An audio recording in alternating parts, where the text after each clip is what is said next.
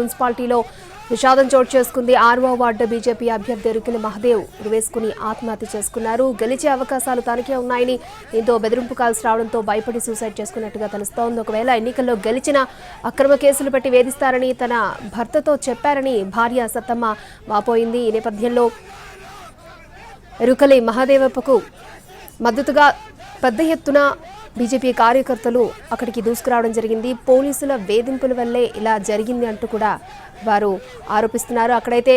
అక్కడికి ఒక్కసారిగా దూసుకొచ్చినటువంటి బీజేపీ కార్యకర్తల్ని, నాయకుల్ని పోలీసులు అరెస్ట్ చేశారు. అక్కడ ఉద్రిక్త పరిస్థితి నెలకొంది. పెద్ద ఎత్తున పోలీసు బలగాలు కూడా మోహరించారు. మక్తలకు ఎంపీ డీకే అరుణ కూడా చేరుకున్నారు. మహదేవప్ప కుటుంబాన్ని పరామర్శించనున్నారు. ఆమె మహదేవప్పది ఆత్మహత్య కాదు అని, ముమ్మాటికి కాంగ్రెస్ చేసిన హత్య అంటూ ఆరోపించారు. డీకే అరుణ బెదిరింపులు చేయడంతో కాంగ్రెస్ బీఆర్ఎస్ ని మించిపోయిందన్నారు డీకే అరుణ.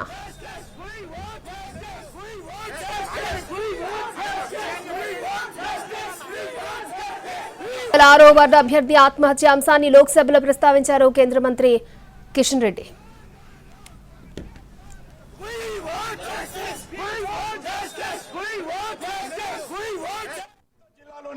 ఈరోజు అనేక రకాలుగా దౌర్జన్యాలు చేస్తా ఉన్నారు. ఆ ఎన్నికల్లో ఈరోజు కిడ్నాప్ చేస్తా ఉన్నారు.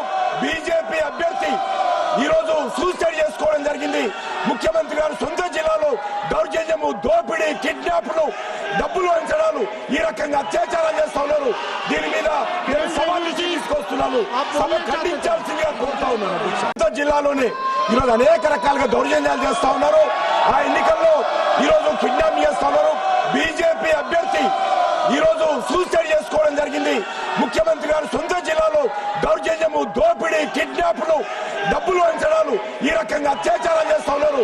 దీని మీద